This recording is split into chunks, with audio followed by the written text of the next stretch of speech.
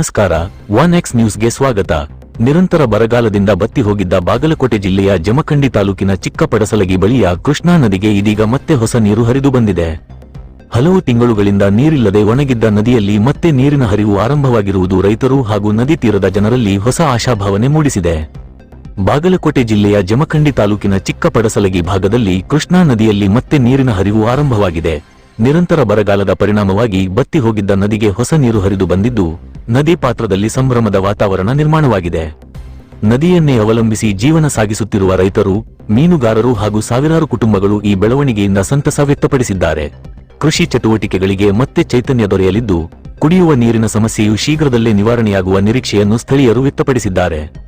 ಕೃಷ್ಣಾ ನದಿಯಲ್ಲಿ ನೀರಿನ ಹರಿವು ಮುಂದುವರಿದರೆ ಬೆಳೆಗಳಿಗೆ ಅಗತ್ಯವಾದ ನೀರು ಲಭ್ಯವಾಗುವುದರ ಜೊತೆಗೆ ಅಂತರ್ಜಲ ಮಟ್ಟವೂ ಹೆಚ್ಚಾಗುವ ಸಾಧ್ಯತೆ ಇದೆ ಎಂದು ರೈತರು ಅಭಿಪ್ರಾಯಪಟ್ಟಿದ್ದಾರೆ.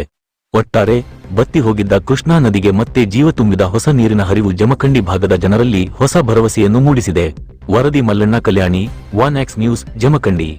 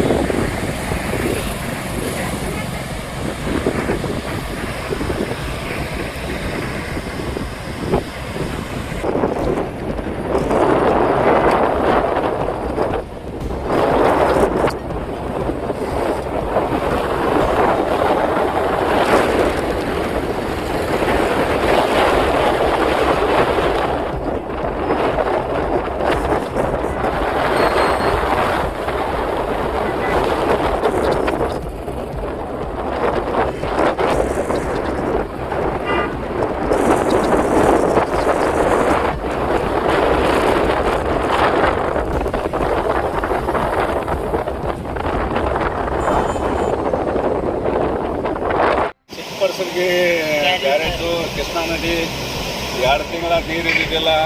ಮತ್ತು ಆಮೇಲೆ 2-3 ತಿಂಗಳ ತೋಟ ದನ ಕರೆಗೆ ನೀರಿಲ್ಲ.